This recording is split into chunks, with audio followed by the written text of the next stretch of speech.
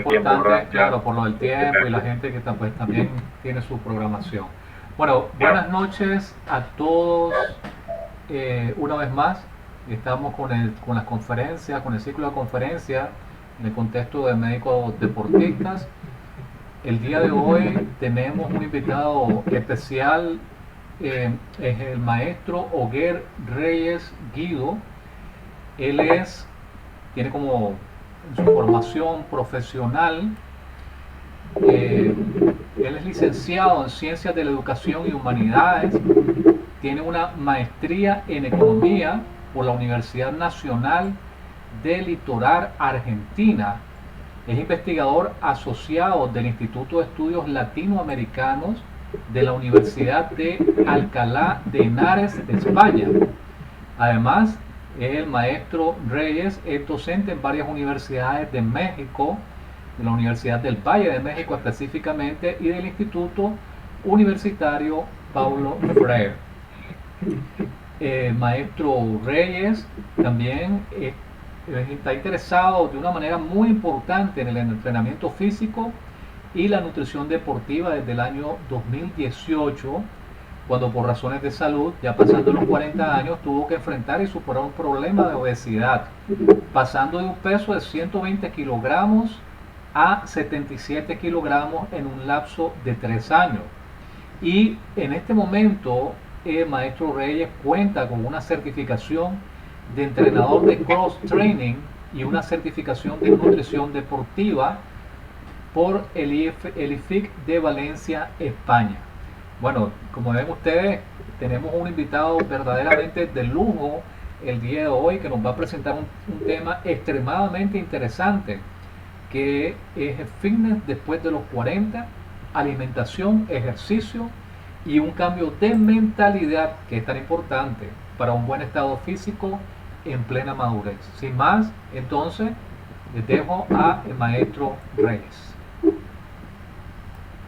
Bueno, buenas noches. Mientras les pasamos la presentación de la información que hemos juntado, voy a apagar la cámara, ¿verdad? Ya al final vamos a...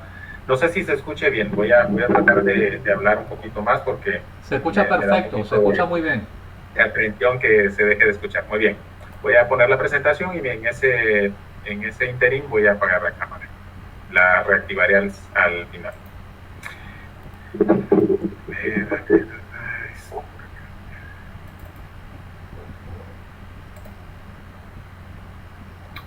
Muy bien. Muy bien, entonces el contenido de la presentación, pues bueno, es fitness después de los 40, realmente un tema que es interesante porque supone algunos retos más importantes que cuando uno está en una etapa diferente de la vida, en los 20, ¿no? Es diferente, hay algunas especificidades, pero se puede.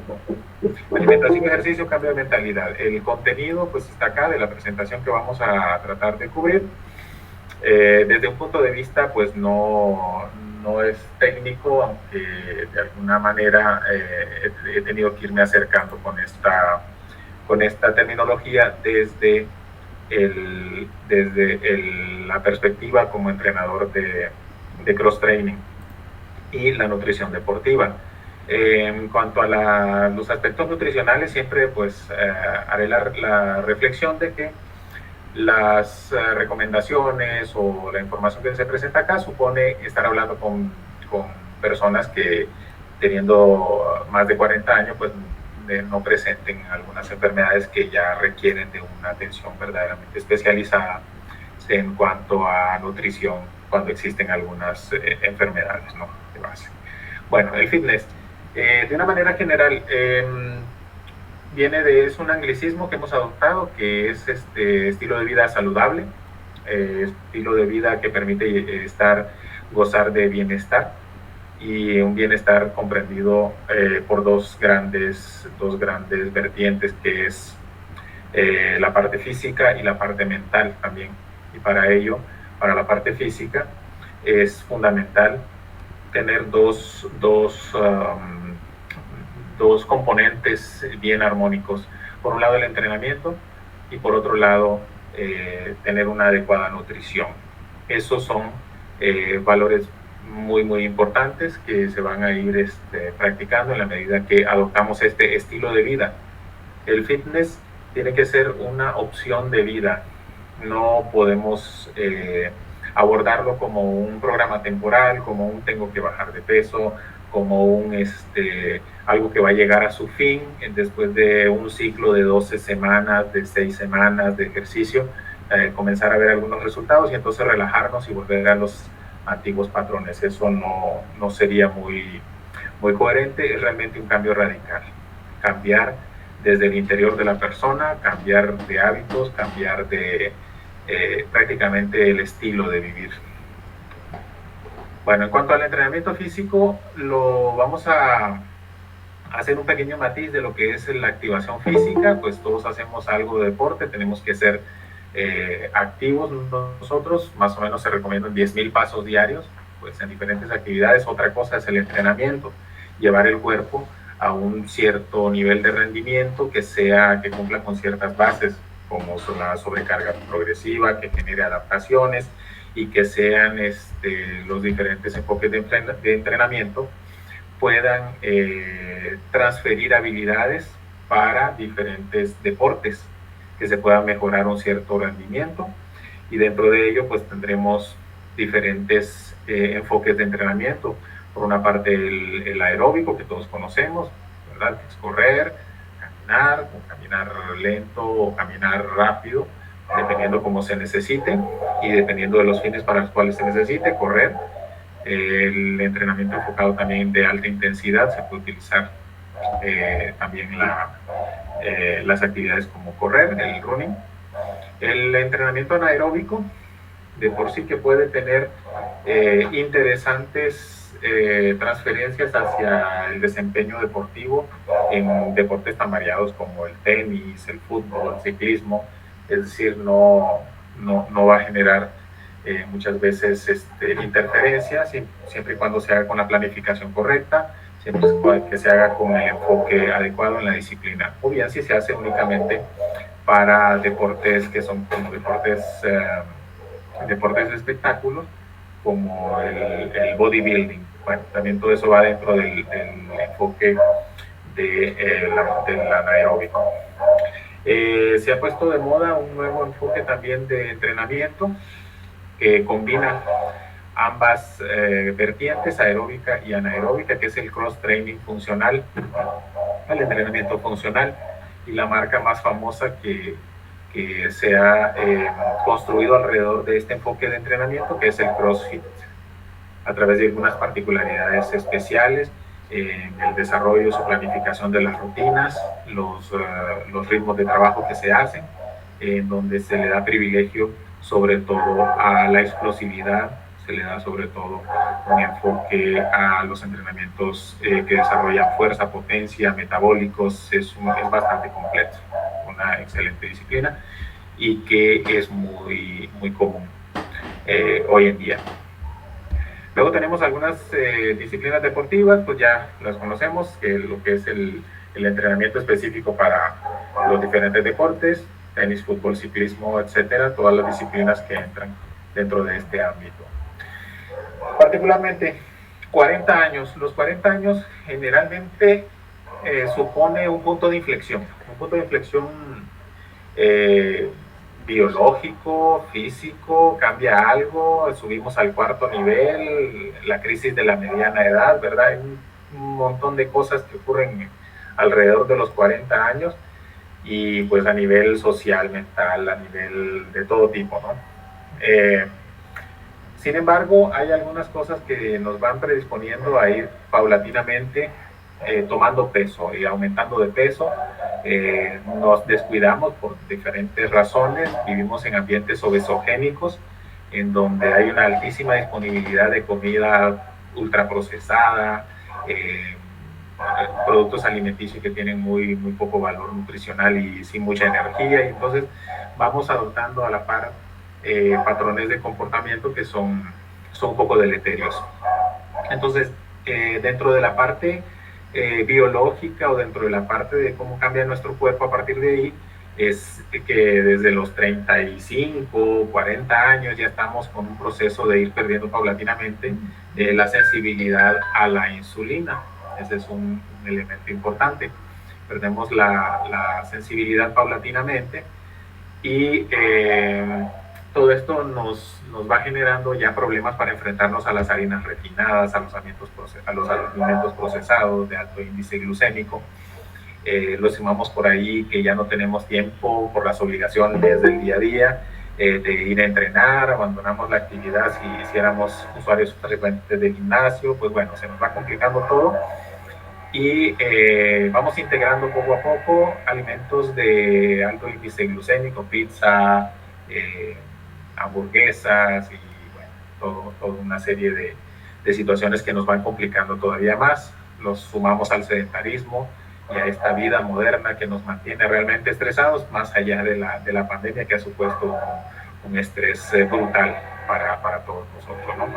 Eso también nos va generando un desbalance en las hormonas, nos vamos llenando cada vez más de cortisol, adrenalina, y ahí comienza el proceso también ahí, un proceso de pérdida de masa muscular, que más adelante, y si las cosas no tomamos en consideración hacer algo en este momento de la vida, vamos a terminar enfrentando el problema de la sarcopenia, que es realmente un problema muy grave a nivel ya de unas edades muy avanzadas, y con las enfermedades que nos van a ir aquejando, como diabetes, y bueno, todo lo demás que se nos va a ir sumando. Entonces es importante, muy importante tomar conciencia de este punto, importante las áreas de oportunidad que nos brinda entrar en esta época de los 40 años para hacer algo. Todavía podemos hacer algo, todavía podemos recuperar un poco de nuestra forma con algunos cuidados para llegar en buena forma a esos 60 y ya no padecer tantas enfermedades y estar en una mejor posición, ¿no? De los 60 a los 80, tirarnos esos 20 años en mejores condiciones. Entonces, nos vemos expuestos mayormente a esta resistencia a la insulina, que se va a venir combinando con síndrome metabólico, diabetes tipo 2, un problema bastante grande que es la inflamación crónica de bajo grado, síndrome de fatiga, alteración de la parte emocional. Recordemos también que para los hombres ya comenzamos a ver los estragos de la pérdida en nuestros niveles de testosterona, que es una hormona muy importante que nos ayuda en la etapa previa pues, para conservar masa muscular y otros elementos muy importantes y muchísimas funciones que tiene esta hormona en el cuerpo. El panorama es bastante complicado porque según estudios de OSD iLibrary, que encontré ahí consultando sobre el tema, tenemos ahí que la obesidad y el sobrepeso, sobre todo, acortan la esperanza de vida, aumentan los costes de la sanidad pública, disminuyen la productividad de los trabajadores, por ende baja el PIB en todo el mundo. Andamos ya en niveles a 2016, que es la fecha de este reporte, que ya ha pasado un buen tiempo. El 39% de los hombres ya tenían sobrepeso, 11% entre el 11 y el 15% de las mujeres ya eran declaradamente obesos, y casi 2.000 millones de adultos que tienen sobrepeso y 500 millones de obesos. Son cifras absolutamente preocupantes. México, el país donde vivo, pues realmente se ve en todas las ciudades donde uno va, ya es muy patente el problema de obesidad general de la población, llegando a niveles ya del 70%. Está bastante emparejada la situación con los Estados Unidos y está bastante grave esta situación acá en México. Sobre todo, pues, algunas iniciativas han habido en el sentido de poner impuestos especiales a la producción y comercialización de refrescos azucarados, evitar la venta de comida basura en las escuelas. Bueno, son medidas de políticas bien interesantes, esperemos que generen su efecto positivo. Muy bien, entonces entrenar después de los 40 años. En mi caso personal fue, ok, ya me di cuenta, bueno, llegué a una clínica del Seguro Social, la clínica número 5, con una crisis hipertensiva, gordo, pues pesaba yo 120 kilos y la verdad es un desastre. El asunto es que después de que ya recibí la atención, me estabilizaron y todo lo demás, el consejo de siempre, tienen que bajar de peso. Ok, muy bien, pero pues, bueno, 40 años te dicen eso y te quedas pensando, pues, ¿por dónde agarro, no? ¿Por dónde agarrar ese sartén tan difícil, no? Pues lo primero es, lo que a mí se me ocurrió primero es, pues bueno, unas zapatillas y a correr en las calles, ¿no? Es lo que uno siempre dice. Pues ahí va, unas buenas zapatillas, unos buenos deportivos y a correr. Es la forma como, y he visto yo platicando con muchas personas, pues es la única manera que tenemos como que pensado que es una manera muy eficiente de correr. Y la realidad es que después de los 40 años el ejercicio eh, aeróbico tiene sus ventajas, practicarlo bien, con una técnica correcta, pero el problema es que pasando estos 40 años ya no tenemos tantas beneficios de entregarnos tan apasionadamente al tema del ejercicio aeróbico. No quiere decir que no lo vayamos a hacer, tiene sus utilidades, y quien se dedica desde su juventud a correr maratones, triatlones y todo esto, pues tiene que seguirlo haciendo. Nada más que pasado ese momento de la vida, tiene también que darle prioridad, tiene que darle el elemento necesario, el tiempo necesario dentro de su entrenamiento a la conservación de la masa muscular o incluso a la promoción de la masa muscular. Por lo mismo de que ya estas actividades llevadas al extremo, por ejemplo, ahora que son muy populares las carreras, en donde participa gente que está bien entrenada, gente que tiene sobrepeso. Bueno, la verdad es que es muy popular aquí en México esto, pero a veces no tenemos en cuenta las desventajas de esto, ¿verdad? El exceso de adrenalina, pasar corriendo horas y horas, no tener la condición correcta, la técnica de carrera, y que estaremos favoreciendo precisamente la pérdida de masa muscular, que más adelante va a tener una repercusión en las ganancias de peso o en una pérdida de peso que no sea saludable. Por ello, es recomendable mantener la actividad cardiovascular siempre va a ser recomendable. No debemos de retirar el ejercicio cardiovascular. Lo que sí debemos de hacer es hacer algo para no perder nuestra masa muscular. Es decir, ejercicios de autocarga, ejercicios anaeróbicos, ejercicios que nos lleven a la promoción de nuestra masa muscular. Bueno, lo primero es el gran reto, ponerse en forma después de los 40 años. Lo primero es una serie de retos a nivel mental, en donde vamos a decir, bueno, pues el primer gran desafío es ¿para cuándo? ¿Para cuándo voy a ver resultados? Ese es el primer gran problema que tenemos, porque queremos salir a correr, correr y correr y correr. A mí me pasó al inicio, ¿verdad? Correr mucho y cada vez vas corriendo más y vas haciendo cosas, pero si no cuidas tu nutrición, rápidamente el hecho de salir a correr, el cuerpo se va a terminar adaptando a esa rutina, y si la nutrición no viene detrás, va a ser bien complicado comenzar a ver esos resultados. Pérdida de grasa, recomposición corporal, va a ser un poquito más difícil. Entonces, para ello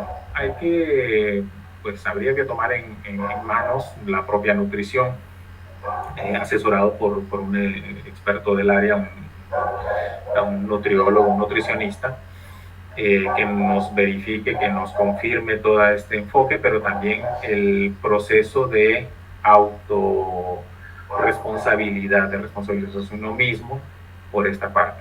Por ejemplo, conocer bien cuáles son los macronutrientes, los carbohidratos, que las proteínas, que las grasas, cómo combinarlos en los momentos en que podemos hacer las diferentes tomas, las cantidades. Es todo un universo interesante que para los que no venimos de este mundo de la nutrición o de las ciencias de la salud, pues es realmente absolutamente maravilloso si lo hacemos de una manera consciente. Entonces, proteínas, de una manera general, para el ámbito del fitness se recomienda, son recomendaciones, pero esto, como dije al principio, no aplican si la persona viene con algún problema médico, con algún problema de diabetes o a lo mejor un hipotiroidismo, cosas así. Tiene que ser primeramente validado por su médico. Si la persona no tiene algún inconveniente, está en completa salud o está simplemente quiere ponerse en forma, pues bueno, se recomendará.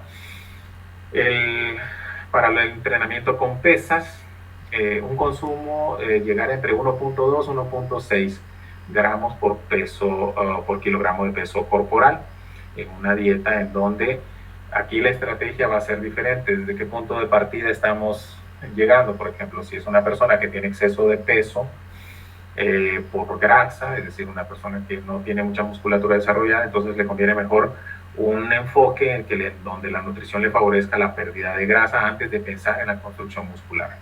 Y en ese proceso de pérdida de grasa, pues se puede llegar a mantener el nivel de proteínas en 1.2, 1.6 gramos, que serán favorables para que no se pierda la masa muscular, pero todo esto dentro de un déficit calórico. Si no tenemos un déficit calórico, pues va a ser prácticamente es imposible que se puedan perder o lograr una recomposición corporal si no tenemos el cálculo correcto.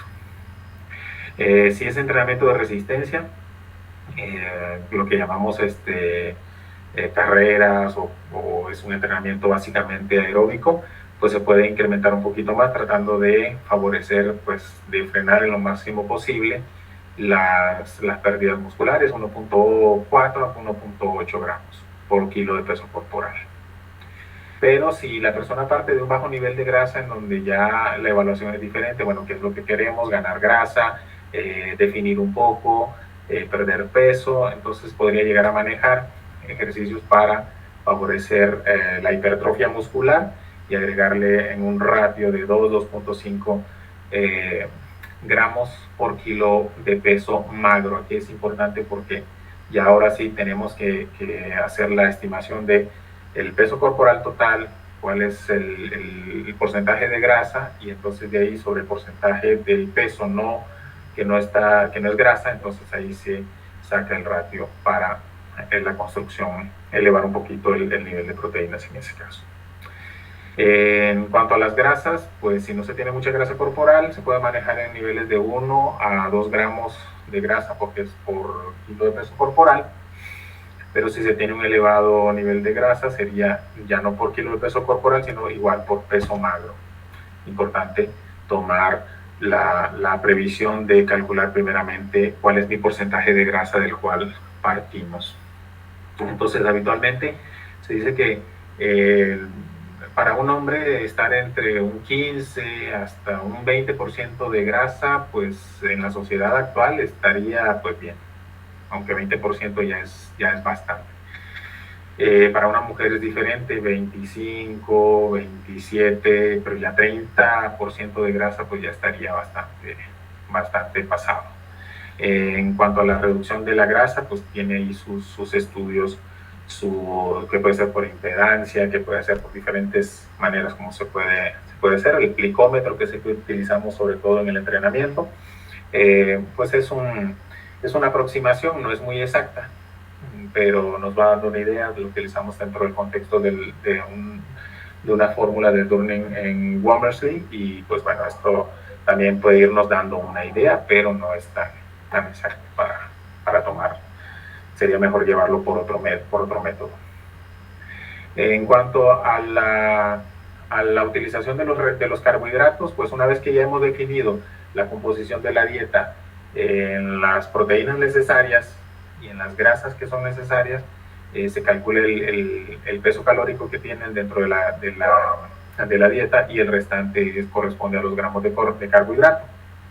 De manera que al hacer esta conversión ya sabemos más o menos cuántos gramos de carbohidratos deberemos estar incluyendo en nuestra dieta. Ahora, para los que practiquen el deporte de entrenamiento en alta intensidad, pues se recomienda sobre todo subirle un poquito más a los carbohidratos. Los que se hacen sobre todo CrossFit, HIIT y este tipo de entrenamiento que es muy explosivo, entonces subir un poquito más el nivel de carbohidratos. Sobre todo tener presente la evaluación de la actividad física. Si además de entrenar llevamos un ritmo de vida moderadamente activo, podemos pasar de 4.5 a 6.5 gramos de carbohidrato por kilo de peso corporal. Y si ya de plano somos entrenadores hard trainer de CrossFit o de cualquier disciplina, o corredores de HIIT, que son de entrenamiento secuenciado por intervalos, entonces ahí sí tendríamos que pensar hasta en 6.5 hasta 9 gramos de peso corporal, siempre y cuando que además del entrenamiento hay una vida muy activa. Muy bien, algo importante con lo cual debemos de comenzar a partir es conocer un poco la aproximación de nuestra tasa metabólica basal. Hay varias fórmulas, hay varias maneras como se puede consultar. En internet uno busca calculadoras de metabolismo basal. Hay algunas que son más recurridas que otras, como la de Mifflin St. George, y bueno, hay que buscar algunas que a nivel aproximativo, es decir, no vamos a encontrar una que nos dé exactamente el metabolismo basal. Bueno, tenemos por aquí algunas que utilizo a menudo yo. Bueno, en mi caso yo hice el cálculo ahí, que es SOMAPI del sexo hombre, 8 kilos, 80 kilos, que es mi peso actual. Estatura 1,73, con 44 años, tengo un metabolismo basal de 1728 calorías. Ese sería el basal. Pero sobre el basal, pues hay que hacer algunos cálculos según la actividad física, según las fórmulas. Bueno, ahí también nos facilita el proceso para conocer el nivel de mantenimiento en 2073 calorías, y para adelgazar mantenerse en 1762, y para subir de peso en 2384. Nos da ahí unos márgenes que son interesantes de conocer para estructurar un plan dietario. Muy bien, pues entonces cuando empezamos a hablar del conteo calórico, de la composición de la dieta, de calcular el déficit calórico, pues todo esto puede ser verdaderamente intimidante para una persona que ya ha pasado por los 40 años y se encuentra en un estado de forma a lo mejor no atlético, y que pensar que ahora tengo que empezar este nuevo proceso, ¿verdad?, puede ser muy pesado. Pero ojo acá, no es que tengamos que hacer el conteo calórico, pesar, medir cada macronutriente, que realmente así es como vamos a tener bastante buenos resultados. Pero el hecho de no contar calorías no quiere decir que no las vamos a tomar en cuenta, porque eso es algo bien importante. Pueden haber diferentes estrategias. A partir de aquí podemos optar por dietas, bueno, hay de diferentes tipos, y ahora proliferan mucho, que si la dieta paleolítica, que si la dieta vegana, que si la dieta de la keto dieta, la cetogénica. Importante, pues en todos esos protocolos de dieta, lo importante que debemos de alcanzar es el déficit calórico sostenido por suficiente tiempo. Es decir, incluso para técnicas como el ayuno intermitente, que está muy de moda en estos tiempos, si hacemos ayuno intermitente de 16-8, si en esas 8 horas en donde vamos a consumir nuestros alimentos nos pasamos de calorías, la verdad es que no vamos a ver resultados. Y para esto, pues primero la preparación mental, porque luego empezamos la dieta, a la semana la tiramos, a las máximo 12 semanas. 12 semanas en términos de entrenamiento es un punto bien importante. En 12 semanas o se llega al agotamiento de la dieta, o de plano ya estamos al final de nuestra fuerza de voluntad. Es un proceso bien importante. Y para ello, lo primero es comenzar a asumir poco a poco, paulatinamente, en una etapa de preparación para el cambio alimentario. Es decir, evitar de entrada el lunes me pongo a dieta. A partir bueno, y siempre empiezan los lunes la dieta, no sé por qué. A mí me ha tocado empezar regímenes un domingo, por ejemplo, un miércoles, y todo ese tipo de cosas, ¿no? Pero el lunes empieza la dieta, ¿ok? Y a partir del lunes es todo restricción, restricción, restricción, porque tenemos desafortunadamente la idea que bajar de peso es como lanzarse a una piscina debajo del agua y aguantar la respiración. Ahorita vengo a bajar de peso y al ratito, ¿qué va a pasar? Pues no va a pasar más que al final vamos a salir a respirar, vamos a abandonar todo, y entonces es un proceso también de enfoque mental. ir considerando los cambios que tenemos que hacer. El tema de las proteínas, el tema de conocer un poquito más de nutrición, preguntarle al nutricionista que vamos a consultar, ponerse curioso, ¿verdad? Porque muchas veces vamos al nutricionista, salimos muy contentos con la dieta que nos hicieron y pues bueno, ya aportarnos bien y no sabemos ni por qué nos están mandando a comer 2 rebanadas de pan tostado en la mañana o esto. Entonces hay que preguntarse, hay que ser un poco curioso en esto. Los carbohidratos, ir conociendo la función que tienen, ir descubriendo, por ejemplo, si no se es parte del área de las ciencias de la nutrición, de la salud, pues bueno, irse interesando por estos temas del índice glucémico, de la carga glucémica, y también el tema de qué es un carbohidrato refinado, cuándo conviene, cuándo no conviene, etc.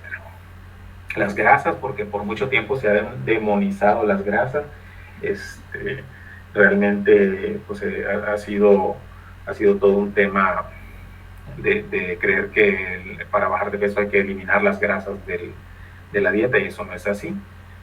Ciertas grasas sí hay que eliminarlas, las trans y las grasas saturadas, dependiendo del contexto en donde estemos, si estamos pasados de peso, etc. Todo esto, las vitaminas, minerales, todo lo que está girando alrededor del comportamiento que nos ha llevado probablemente a no estar en la forma que queremos, o incluso llegar a estar francamente pasado de peso, con sobrepeso o bien en algún grado de obesidad. Formarse, comprenderlo, interiorizarlo, preparar la mente para este camino que no es de 12 semanas, que no es de 3 meses, es un camino, es un cambio definitivo, es un cambio para sostenerlo a largo plazo.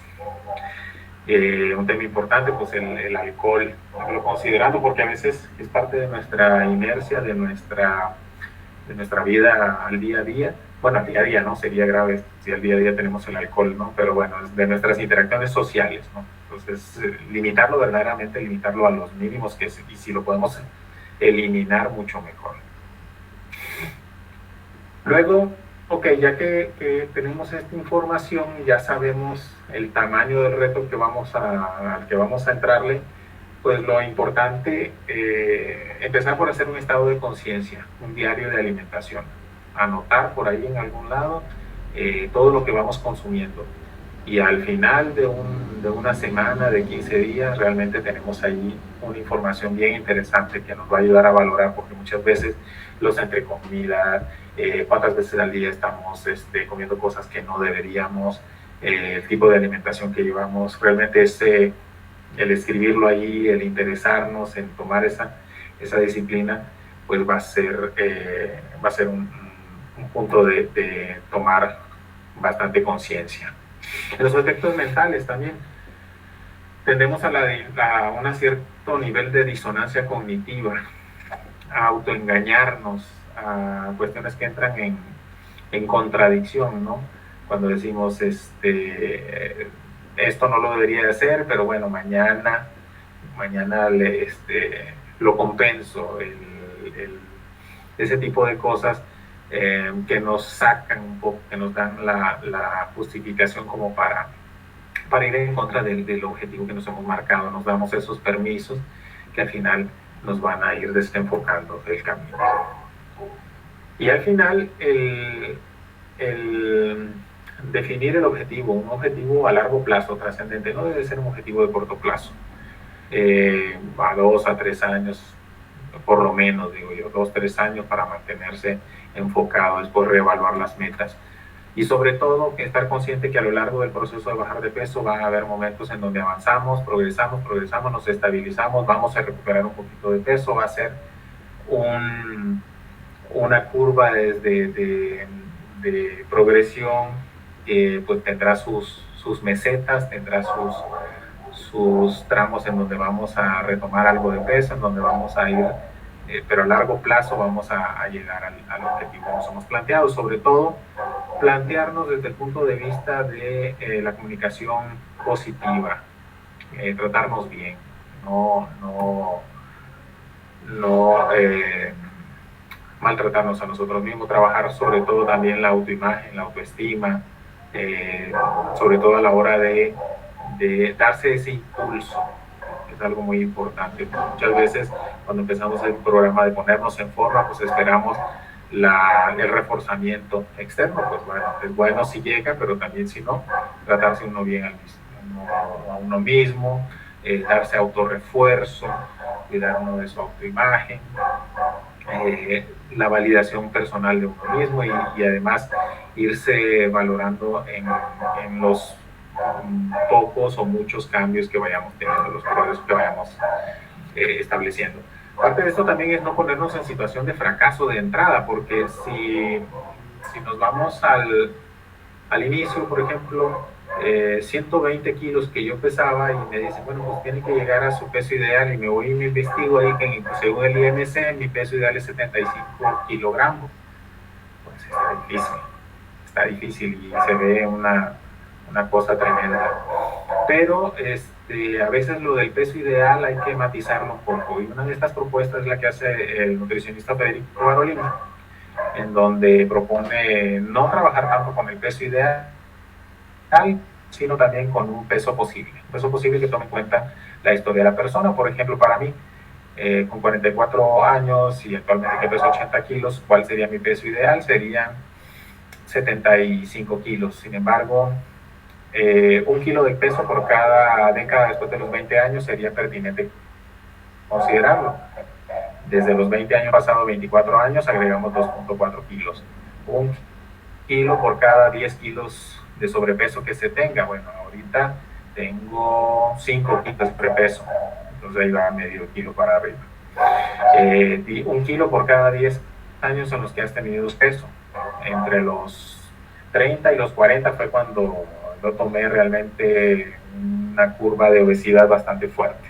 Pues a los 30 años no estaba yo tan pasado y entre los 30 y los 40 sí perdí el control. Y luego en el caso de las mujeres, por cada hijo que se tiene, por ejemplo, por cada parto que haya tenido, se le agrega, por cada hijo que tenga es un kilo de peso más. Por lo cual, mi peso posible se llegaría a los alrededores de los 79 kilos, 79-80 kilos. Y la verdad es que funciona más o menos bien porque pues, a mí no me cuesta mucho mantenerme en 80 kilos. Ya se apuro un poco el déficit y le meto ya un poco más y ya me he acercado a los 75, 76, 77. Bueno. Adelgazar, perder grasa, la recomposición, cómo manejar las calorías. El nutricionista y entrenador Aries Terrón también propone un método bastante sencillo para no estar trabajando con todas las fórmulas que son muy complejas. Un enfoque bastante sencillo para manejar que le puede funcionar al 90% de la gente es manejarse entre rangos de 25 calorías y hasta 28 calorías para bajar de peso. En ese rango por kilo de peso corporal. De manera que a mi peso actual de 80 kilos por 25 calorías yo puedo manejar una dieta de 2000 calorías y estoy en déficit. De igual puedo moverme hasta las 2240 y voy a tener siempre ese déficit, nada más que en el rango inferior el déficit es un poquito más agresivo y el rango superior es un déficit más ligero. Dependiendo de nuestro objetivo, retener peso, retener masa muscular, puede ser interesante no llevarlo tan agresivo. Para la parte del mantenimiento, entre 29 calorías y 32 calorías sería el rango de mantenimiento, y más allá de las 33 calorías en adelante ya estamos en un rango superávit. También a la hora del entreno hay que tener conciencia, un poquito idea, pues es un tema bastante, es un coñazo de tema, pero la verdad es la parte de lo que al entrenamiento se refiere es comprender un poco los umbrales energéticos o los sistemas energéticos, porque cuando vamos a hacer actividad física siempre estamos utilizando los 3 o por lo menos 2, porque el de los fosfágenos es para actividades realmente explosivas y que ya requieren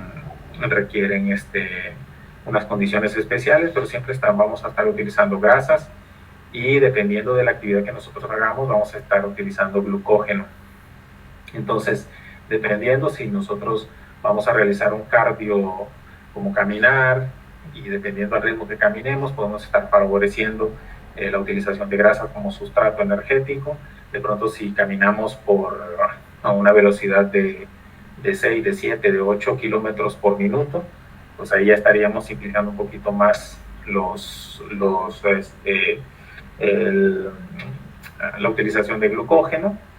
Incrementaría el total de calorías utilizadas, pero dependiendo si lo que a mí me interesa es reducir grasa, pues a lo mejor me conviene más prolongar por el tiempo, ¿no?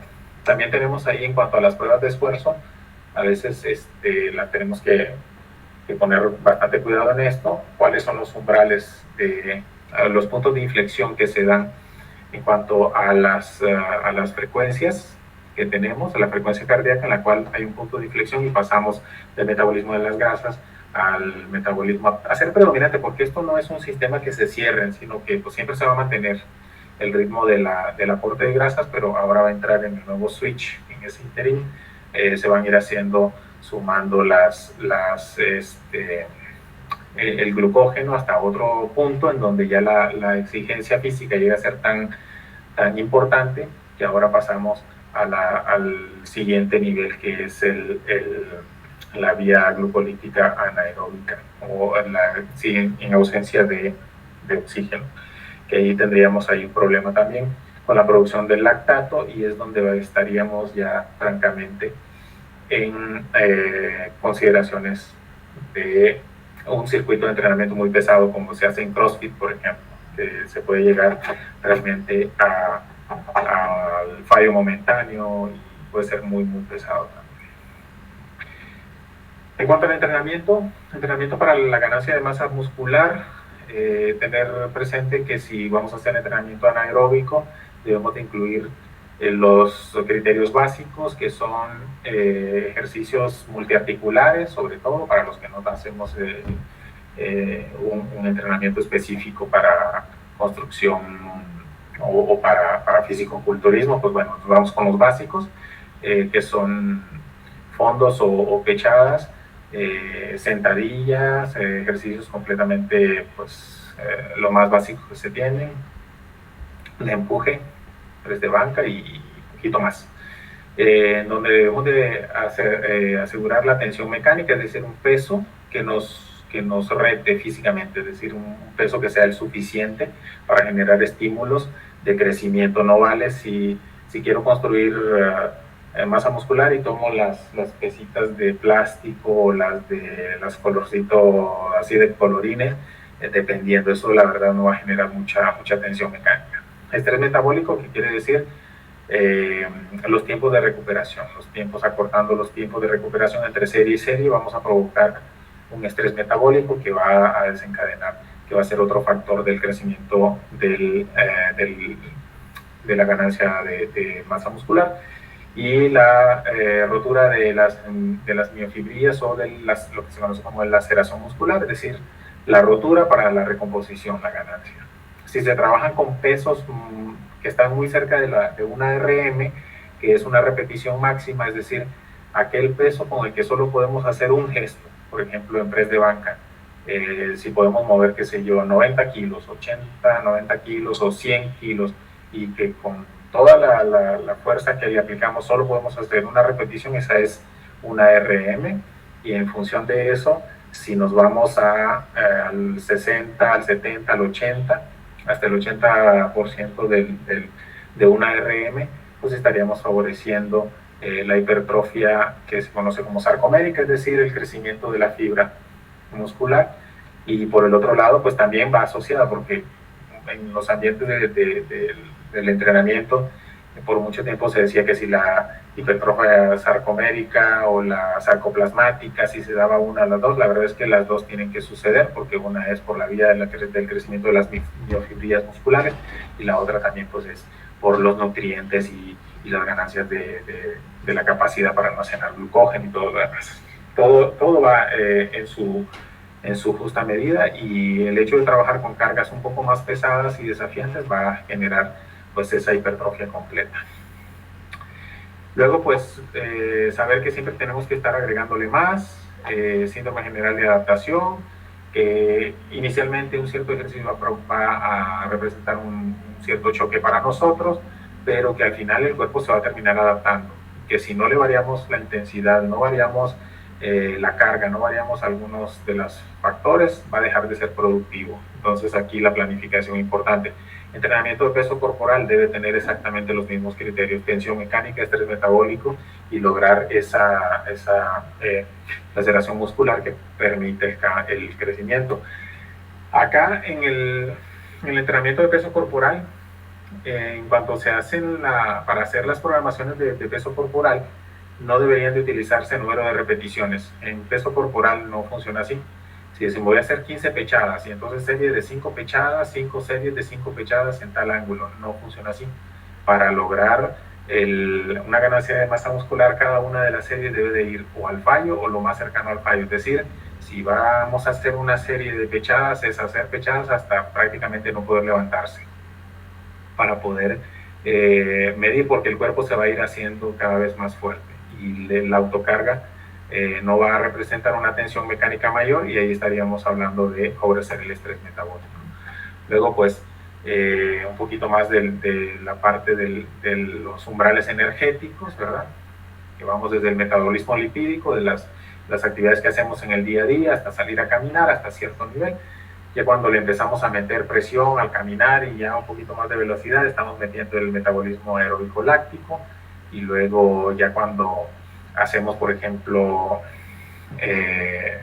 las rutinas de HIIT muy pesadas, muy de sprint, muy fuertes, como los competidores de los velocistas, pues ya realmente estamos metiendo incluso el anaeróbico láctico.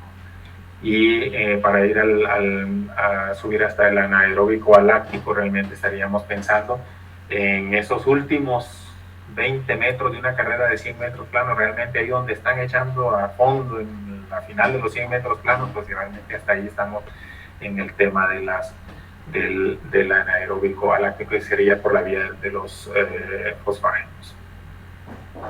Las ventajas de manejarse en HIIT, lo importante, se puede llegar a favorecer mejoras metabólicas, mejoras en el sistema neuromuscular, mejorar también en cuanto a la construcción de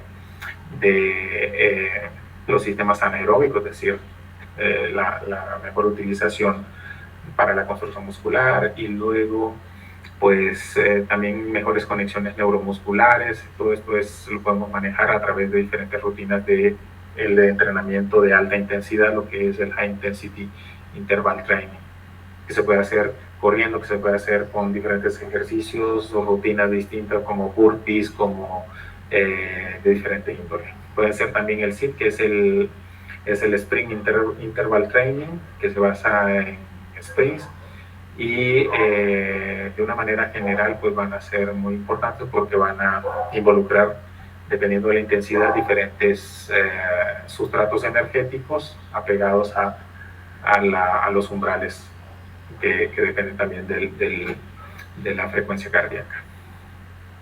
El que es muy popular, y hay muchas rutinas que están explicadas por ahí en el internet, el método Tabata. Son 5, 6, 7 minutos que se pueden hacer en un ritmo de 20 segundos de trabajo, 10 segundos de descanso. Ahora, ese sería un HIIT 2 a 1. Puede configurarse un HIIT 1 a 1, es decir, 20 segundos de descanso, 20 segundos de trabajo. Ese sería un 1 a 1. Aquí es 20 segundos de trabajo, 10 segundos de descanso. Este es 2 a 1. Incluso lo podemos llevar a tener 30 segundos de trabajo, 10 segundos de descanso. Estamos subiendo la intensidad en un HIIT 3 a 1. Tenemos beneficios: reducción de sobrepeso, algunos beneficios a reducir el riesgo de diabetes, reducir la presión arterial, ¿verdad? Se mejora la funcionalidad.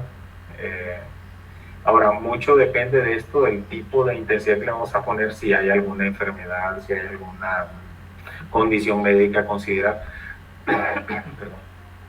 No siempre va a ser simplemente salir a tomar una rutina de HIIT sin antes haber tenido una evaluación médica pertinente. Algunos riesgos, ¿verdad? Como una lesión musculoesquelética, si no se hace con el debido calentamiento y con la técnica presente y con el asesoramiento correcto. broncoespasmos inducidos por el ejercicio, incluso podemos llegar a eventos cardiovasculares agudos. Ahora, caminar o correr. Caminar o correr son dos de las opciones que vamos a plantear en cuanto al ejercicio cardiovascular. Vamos a decir que las dos están bien, nada más que al momento de correr deberíamos de tener un estudio de la técnica de la carrera, no simplemente tomar unas zapatillas y salir a correr, eso no va tan así, y caminar va a tener unas ventajas absolutamente maravillosas. Te despeja la mente, y aparte, con correr el cuerpo se va a ir adaptando y va a llegar a un nivel de optimización, es decir, va a lograr correr grandes distancias gastando menos energía. Caminar no. Caminar es una actividad a la que el cuerpo no la puede optimizar, ya está optimizado esto. Algunos sistemas de entreno rápidamente, lo que se conoce como las rutinas de musculación en gimnasio, como rutinas Wader, donde se trabajan dos músculos, se separan pues las partes del cuerpo. Por ejemplo, si trabajamos pecho y bíceps, espalda y tríceps, son muy populares. Otros serían los elementos torso-pierna, es decir, la parte de arriba del cuerpo, y otro día se trabaja la parte de abajo, y las full bodies. Yo pienso que para una persona que lo que está buscando es una mejora de su condición, sería la full body, es decir, hacer un poco de todo, arriba, abajo, piernas, elípticas, todo esto.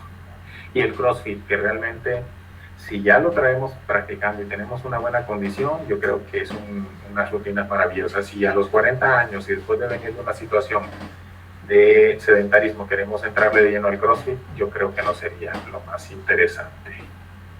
Muy bien, espero no haberme excedido en el tiempo. Listo. Ok. ¿Cómo quito la... Solo le das escape? Ya. Y ahí ya la... Ok, listo. Muchísimas gracias, maestro Oguer Reyes. Creo que la presentación estuvo bastante completa y bueno, sí, creo que dentro del límite del tiempo también. Pasamos a las preguntas o comentarios que tengan que hacer en relación al tema. Yo me gustaría comenzar con un par de preguntas, Oguer. La primera es, en relación a la disonancia cognitiva, ¿qué se recomienda para este fenómeno? Es decir, ¿cuáles son los ejercicios o las recomendaciones básicas? ¿Es adecuado que una persona que tenga más de 40 años se haga acompañar de un psicólogo para generar esta adherencia a la actividad física? Esa es la primera pregunta. La segunda es, en este momento también hay algunos ejercicios que se hacen con ligas de resistencia, que es muy barato conseguir estas ligas, lo más valen $20 y se pueden hacer, o sea, es el equivalente básicamente a levantar pesas. ¿Cuál es tu opinión en relación a esto? Esas son mis preguntas. El maestro Reni también va a hacer su pregunta, estaba mencionando ahorita.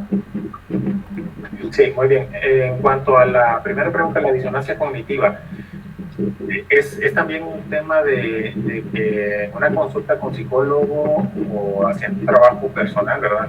A veces no nos gusta ir al psicólogo. A mí en lo personal, cuando enfrenté esta situación, pues no visité psicólogo, pero sí hay grandes ventajas de hacerlo. Es identificar cuáles son esos patrones de comportamiento que te están disparando esas exposiciones a esa alimentación, tratar de identificar esos patrones y trabajar sobre ellos. Es importante, interesante si hay un apoyo del círculo inmediato a la persona, ¿no? Esto sería recomendable hacerse acompañar, pero también es cierto que puede ser relativamente desafiante cuando somos el único que está a dieta en la casa. Es el único que está a dieta y todos los demás les dices, oye, voy a empezar una dieta y todo, y pues todos están comiendo su pizza y todos van por sus galletitas y todo. Realmente ahí es un trabajo bien difícil, es un reto bien importante porque todo te invita a abandonar la dieta. En ese punto lo que yo considero, pues, sin ser un especialista del área de la psicología, pero por lo que he visto que funciona, es realmente hacer un cambio de mentalidad interno, hacer un compromiso más profundo contigo mismo para tratar de no caer tan seguido en esa situación. Ahora, si te va a tocar caer en alguna ocasión, comer algo que no debías, no te maltrates, no te digas cosas feas, es simplemente retoma el camino, vuélvete a levantar, y así poco a poco vas dependiendo menos de la motivación y vas funcionando más en base a disciplina. Ese es otro elemento importante. Todo lo queremos a base de motivación, motivación, motivación, pero el mundo no funciona en base a motivación, el mundo funciona más en base a disciplina. Si fuéramos a trabajar nada más los días que estamos motivados, imagínate, ya nos hubieran corrido a todos. Entonces, pues, de a poquito se va construyendo el hábito, darle tiempo y reconocer que vamos a fallar en algún momento. Y no pasa nada, volvemos a empezar y seguimos insistiendo y no quitamos el dedo del renglón, porque muchas veces tiramos la dieta y ya se acabó, y entonces es una situación derrotista. Respecto de las ligas, sí, claro que sí, se puede perfectamente, no todo es pesas.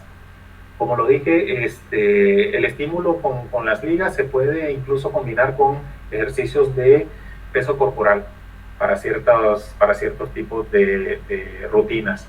Y específicamente si no se trabaja con una mancuerna, con un peso adicional para generar carga mecánica o estrés mecánico, lo único que se tendría que hacer es trabajar a múltiples repeticiones y olvídense de contar repeticiones, echadas, sentadillas, es hasta que el músculo vaya al fallo muscular o cerca, por el principio de reclutamiento de Hilleman. ¿Qué es lo que vamos a hacer? Es las primeras, que son las de fatiga lenta, las fibras musculares se van a ir reclutando de acuerdo con el nivel que vayamos haciendo, cada vez más repeticiones, hasta que logremos reclutar el mayor número de fibras. Por ejemplo, en sentadillas, pues tienes que hacer las que sean suficientes hasta que te genere el estrés metabólico, que ya llegues al fallo momentáneo por exceso de lactato en ese punto, porque no va a ser por carga, no lo estás haciendo con 30, 40 kilos o bueno, con 100 kilos o la capacidad que tengas. Listo.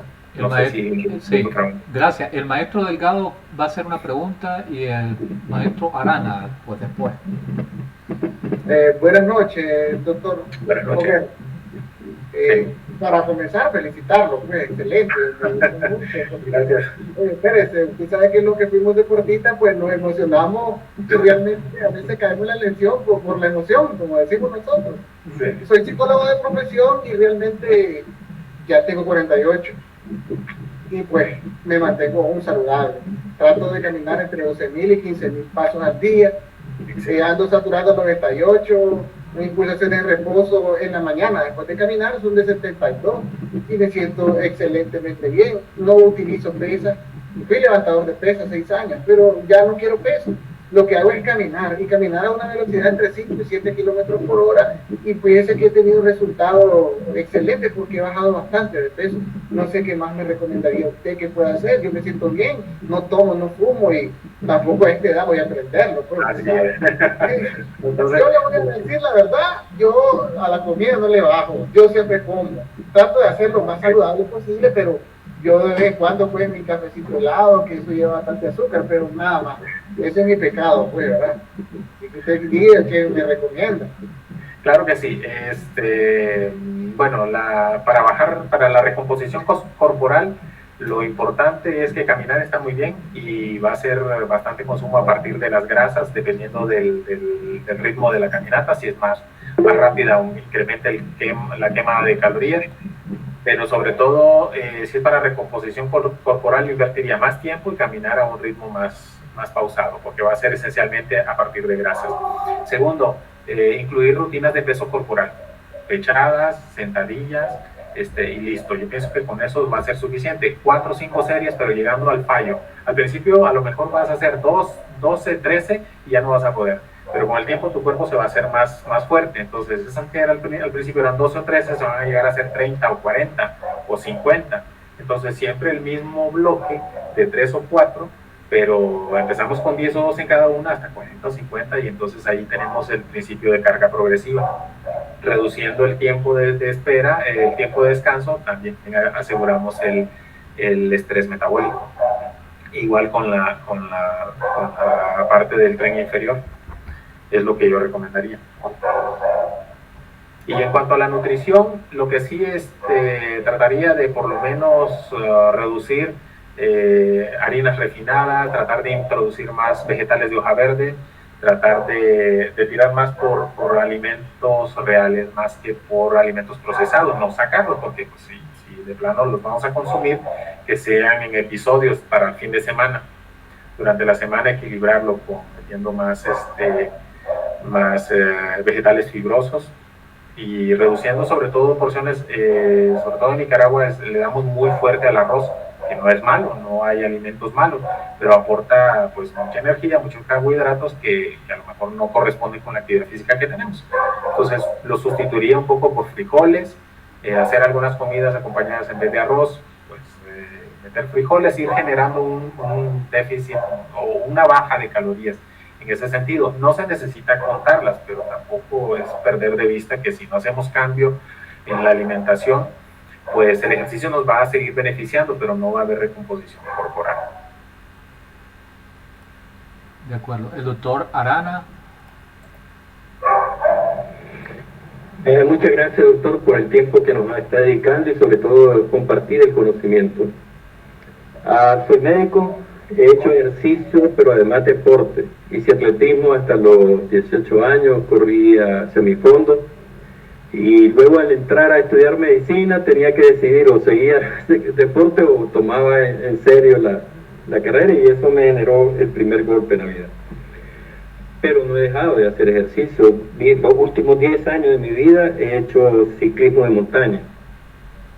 Sí, muy fuerte, por cierto. Pero hace 4 meses me pusieron un reemplazo total de rodilla. Y aquí viene la pregunta a partir de este comentario. Me he dado cuenta que hay personas que entran a la cirugía de reemplazo de rodillas y nunca hicieron ejercicio, o nunca fueron deportistas, o no los preparó el ortopedista físicamente para entrar a ese tipo de cirugía. Porque realmente los primeros 3 meses son bien limitantes por dolor, por etcétera. He creado un grupo de aproximadamente 15 personas que nos operamos entre mayo, y la experiencia ha sido muy bonita porque compartimos qué estás comiendo, qué no estás comiendo, por qué no te levantás, por qué no flexionás. Hay personas que no hacen completamente nada para flexionar la rodilla y no llegan hasta 130 grados. Otros que dicen, ¿para qué caminar si me van a saltar? Y hemos estado rompiendo esas cosas. Ahora viene la pregunta. ¿Qué tipo de práctica o de deporte deberían de hacer estas personas? Entre caminar, por ejemplo, yo hago ciclismo, pero he bajado hasta 10 kilómetros en área plana, voy subiendo ahora, tratando de llegar a 15 o 20, pero ese es el que tiene posibilidades de tener una bicicleta de eso. Pero estoy hablando de personas de bajísimo nivel económico, y 2 mayores de 60 años, que es lo peor, ¿sí? ¿Qué cosas me puedes decir para ayudar a motivar a esto, a que caminen o que busquen cómo hacer bicicleta o algún otro deporte que creas que pueda ser recomendable? Sí, en el caso para la rehabilitación, ya una vez que se han superado la cirugía y ya tienen un cierto nivel, que han regresado a un uso funcional de su articulación o de su rodilla, pues, y en edades avanzadas no se requiere grandes cargas, pero sí se requiere por otras vías. Es decir, se puede hacer el reforzamiento muscular, se puede hacer por diferentes vías, tanto por la carga, por agarrar algo pesado, como por el estrés metabólico.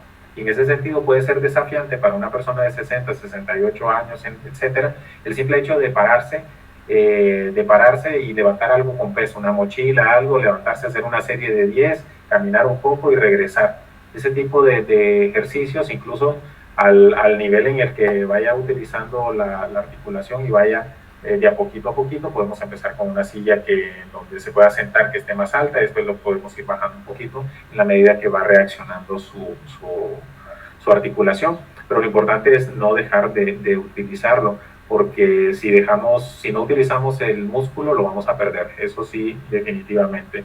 Y una vez que se pierden a nivel de los cuádriceps, de los isquiosurales y todo eso, la rodilla va a quedar todavía más comprometida. Entonces, ejercicios en series de, si no pueden hacer mayor peso, tomar una mochila con carga, tomarla, sentarse varias veces, regresar, ir y moverse de alguna manera, porque eso también va a desarrollar fuerza funcional en el músculo.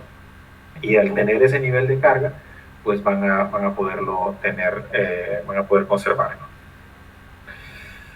Me dice por aquí, sí, espero haber contestado su pregunta. Ejercicios físicos para señoras con obesidad en climaterio. Para las mujeres, ejercicios, si pueden, de peso corporal, de autocarga, está bien porque no por el hecho de tomar unas mancuernas y hacer algo de peso, no nos vamos a convertir en físicos culturistas, porque no así la cosa. Sería sobre todo para ese tipo de peso corporal, sentadillas, flexiones con peso corporal. Y tengo por aquí otra pregunta. ¿Ejercicio recomendaría en paciente con hernias torácicas o lumbares? En ese caso, en la parte de los ejercicios recomendados, sería sobre todo más bien evitar las actividades o los ejercicios que impliquen el cizallamiento, esos movimientos que a veces queremos hacer porque creemos que es para el abdomen, estar haciendo ese tipo de movimiento acá, esos son muy peligrosos. Y también ejercicios en los que queremos fortalecer, por ejemplo, el abdomen y se basan en levantar las piernas, eso no sirve para abdomen. Eso lo que hace es que el psoas ilíaco toma toda la inercia del movimiento, toda la responsabilidad del movimiento, y lo que estamos haciendo es cargando los lumbares, los erectores espinales, y no estamos haciendo ningún tipo de beneficio en hacer ese tipo de abdominales tumbados en el piso y levantando las piernas o moviéndolas en tal sentido o en ningún otro sentido. Y si, por ejemplo, estamos en el caso de hernias torácicas, lumbares y todo eso, pues la que les permitieran los otros ángulos de entrenamiento de ejercicios con pesas moderadas. Incluso si no se tienen mancuernas, con una botellita con agua, se pueden hacer ejercicios con las áreas del cuerpo que se necesiten, como por ejemplo elevaciones para trabajar la parte de los deltoides, para hacer ejercicios. Si no se pueden tumbar en el piso, lo pueden hacer contra la pared, por ejemplo. En este caso, espero que se vea bien para acá, se pueden hacer ejercicios de resistencia así con la pared, en donde la espalda esté protegida de alguna manera, los que le permitan su rango de movimiento. Ok, yo creo que ya no hay más preguntas. Creo que no hay más preguntas ya para el maestro Reyes. Y pues eso sería, creo que sería todo, ¿no? Por el día de hoy. Entonces, nada más agradecerte una vez más. Muchas por gracias. La excelente presentación, y esperemos que todos hayan quedado claros en relación a sus dudas, y también, por supuesto, que el contenido haya sido de muchísimo provecho para todos. Muchísimas gracias y buenas noches. Buenas noches, muchas gracias. Muchas gracias, doctor. Buenas noches, bye bye. Feliz noche, muchas gracias. Buenas noches, gracias. Buenas noches, doctor, muy agradecido. Buenas noches, buenas Gracias, noches. buenas noches, saludes. Buenas Excelente noches. presentación. Espectacular todo, felicidades. Bye, muchas gracias.